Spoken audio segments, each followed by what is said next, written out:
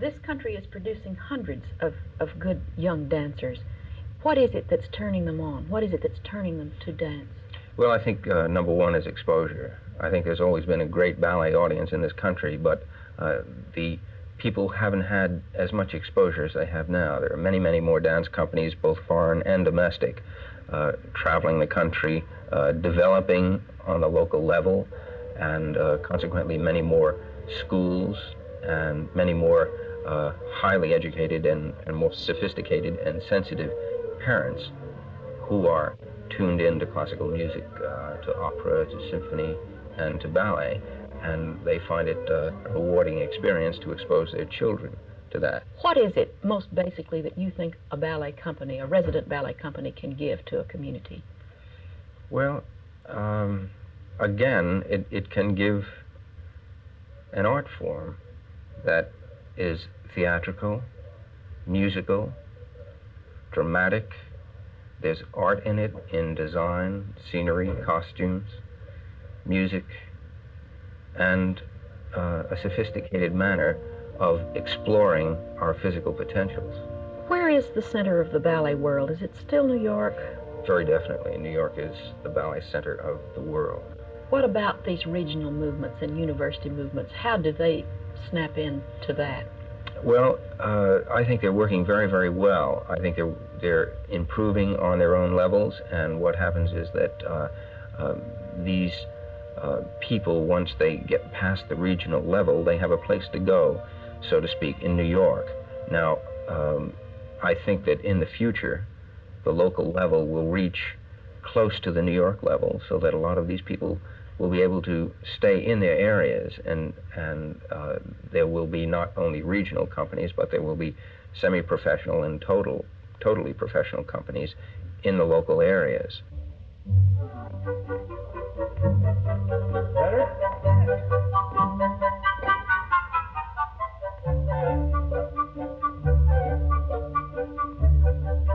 That's easy enough. Ballet is really an ancient art form. What is it that keeps it so current and so contemporary? Because it's constantly expanding, constantly growing. We have a very basic classic technique. That's our vocabulary, but we don't stop there. We go on, we extend, we expand. We are now in the midst of what I refer to as a neoclassic style, the new classicism, the extension of the classic line. We're constantly abstracting, always going back to the classic as our base. Abstracting to what?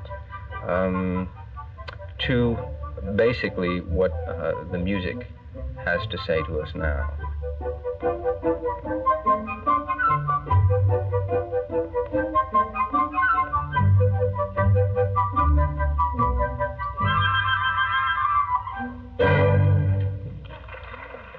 We reflect the music. We allow you to see the music, so that in the past it had been Tchaikovsky, and now we have Stravinsky or Webern. So we allow you to see what these men have allowed us to hear. In the teaching, we're always investigating. We're investigating new approaches to the technique. We don't distort the technique by any means, but we're investigating the newest approach, investigating the physical potentials of simply the use of the music is a whole other way now to look at the dance technique and dance training. It's to me a fantastic and sensational experience to move. I've always loved to move. I've been very animated, but when I discovered ballet, when I was put into ballet, I suddenly found this very rigid, disciplined technique, and it is a very specific technique. Everything is placed. Even our hands are put in a very specific position. Well, this sounds like a very rigid and confining idea, but what happens is once you acquire the full technique, then you're totally free, and you can throw yourself through space, but completely in control. Whether you're off balance or not, you're still in complete control.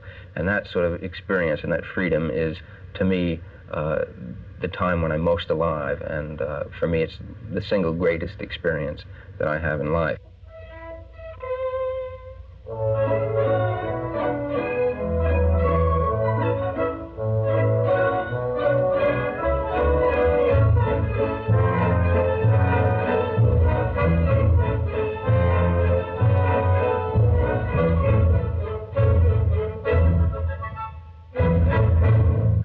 a hard life. It's a very punishing life. Would you recommend it for a youngster? Well, I have a 3.5-year-old son, and he's a pretty good mover, and I just love to see him dance, and I think he's seen me dance a number of times, and he just dances around the house, and if he would like to, if he's so inclined, I'd just love to see him dance.